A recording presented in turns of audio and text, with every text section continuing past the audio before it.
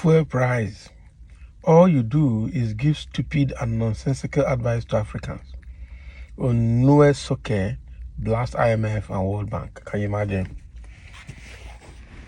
Everybody is already aware that whatever advice the Western world is giving to Africa, especially Nigeria, obviously is to their interest. That is the truth.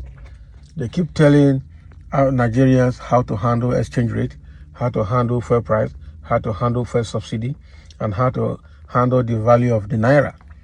Okay, and they keep giving us loans and grants that keep tying Africa down and tying Nigeria down. They will never give advice, that will make Nigeria better. Because the day Nigeria will get better, that's the day they will stop benefiting whatever they're benefiting from Nigeria, either directly or indirectly. But again, let's go through what Onyesoke is trying to say here. A People's Democratic Party chieftain and former Delta State gubernatorial aspirant, Sonny Onyesoke, has urged the federal government to ignore the demand by World Bank to stop the subsidy payment on petrol and raise the cost of the product to 715 naira per litre. We know that a few days ago, the IMF told Nigerian government and Tinubu to raise the fuel price from 610 to 650 naira it is today back to or up to 750 naira per litre, and that they should stop paying the subsidy. The question is, the way the economy of Nigeria is it the way the economy of other developed countries are? The answer is obviously no. So why not allow us to do what works for us? Okay, the only thing common man is enjoying is the fuel subsidy alone. I don't think there's any other thing the common man is enjoying. And now, now that I've removed the subsidy, the common man obviously has nothing more to enjoy, rather suffering. The PDP chieftain made the appeal while speaking with newsmen in his office in Warri, Delta State. He lamented that it was unfortunate that the World Bank and International Monetary Fund (IMF) now determines Nigerians' fate and how to run the country's economies.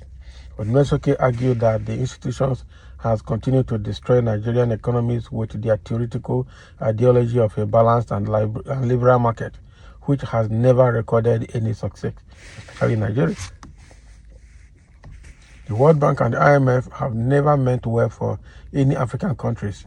It is this same World Bank during the Muhammadu Buhari's administration that kept on hammering that fuel subsidy must be removed when they know there is no concrete substitute refinery not working to cushion its effect on the masses. IMF, on the other hand, does nothing but give but nonsensical advice to policy makers in African countries on monetary tightening, like increasing taxes and devaluation of their currencies, when they already know the effects on the already beaten and battered citizenry, he recalled. So he stated that the fuel increase President Tinubu did on the resumption of office is presently haunting Nigeria with high inflation rate coupled with hunger. The PDP chieftain, who said World Bank and IMF were set up by the slave masters to impoverish African countries and keep them on their leash forever, cautioned them to steer clear of Nigerian economic policies and allow the country to implement its own policies that will be of benefit to its citizens. Yeah, the truth of the matter is that the leaders of Nigeria, the president, and all the people at the helm of affairs, they know all of this. But for some reasons, they keep yielding to the calls of IMF and World Bank. And only God knows why. Is it because they have a desire as corrupt leaders? Because definitely all these political leaders have stolen Nigerian wealth and piled them up in those countries like, the UK, the US, and the Canada, and other countries. Okay, it's quite unfortunate that these leaders have their hands soiled, and so they can blackmail them from anywhere in the world and use them to achieve their aim. Ordinarily, there's no way US can tell me they don't have Tinubu's dossier.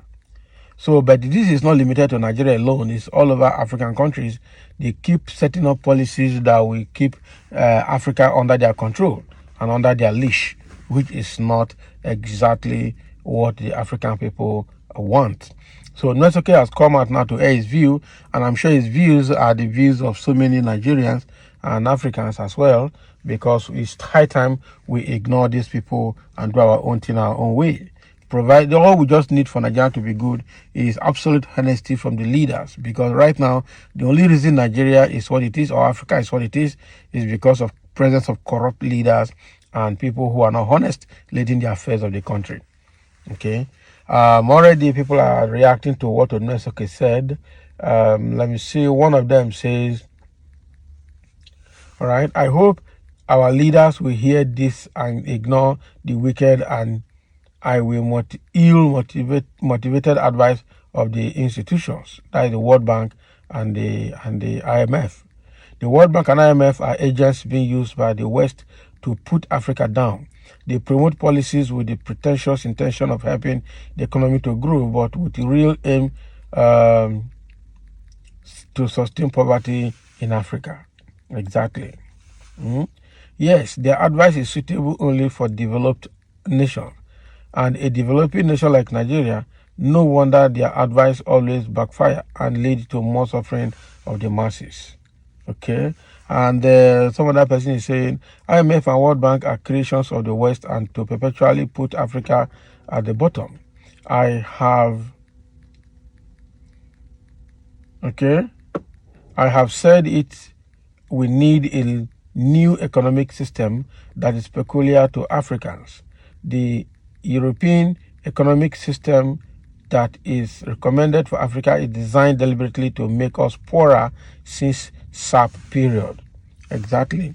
So everybody's acknowledging the fact that IMF and World Bank and United Nations policies for Nigeria and for Africa are very inimical and very destructive, and is to perpetually keep Africa under their control. And the faster, the sooner the leaders of Africa, especially Nigeria, learn their lessons and chart their own course, the better for everyone. But the question is, are they learning? Are they really, really learning? So, and somebody is trying to turn it to tribal something here.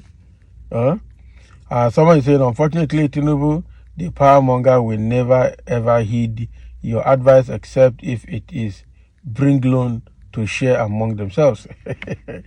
Except if it is to bring loan, okay? As long as the advice has nothing to do with bringing loan, they will not listen to you. They will listen to World Bank, simply because World Bank and IMF are busy giving Nigeria loans and grants, and we don't even see what they are doing with those loans and grants. Quite unfortunate, I must tell you the truth.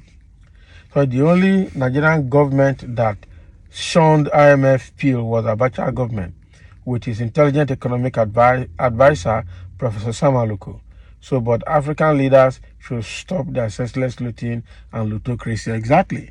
It's because these people are looting the fund of their nations to those Western world as safe haven. That's the reason they can, blackmail them and use them to achieve whatever aim they want to achieve.